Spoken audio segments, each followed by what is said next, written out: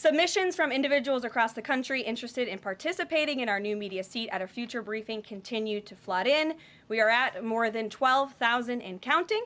If you're watching right now and are interested, you can continue to apply on our new media website, whitehouse.gov/newmedia.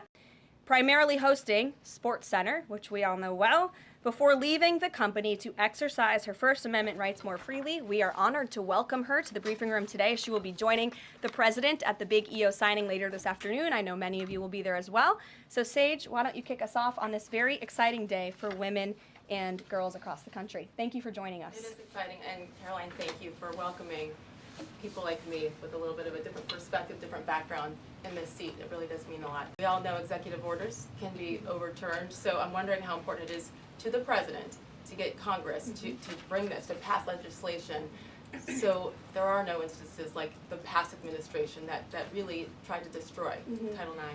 It's incredibly important that Congress immediately acts on this priority. I think the president is really setting the tone, making this a very immediate priority for this administration, just as he promised to do on the campaign trail. And I'd like to get into the executive order a little bit, because it is the news of the day here at the White House, and talk about what this executive action will actually do. So the executive order that the president will be signing later this afternoon, as I said, upholds the promise of Title IX.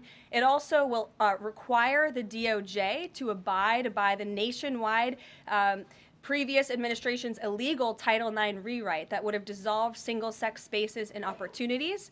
It also requires immediate action, including enforcement actions against schools and athletic associations comprised of schools that deny women single-sex sports in single-sex locker rooms. The executive order also calls for the convening of private sporting bodies in the White House. We want them to come to this campus so the president can hear in person the stories of female athletes who have suffered lifelong injuries, who have been silenced and forced to shower with men and compete with men on athletic fields across the country. Many of those women will be at the White House today. I encourage all of you in the media to actually talk to them, to hear their stories. And I would also just add one more thing.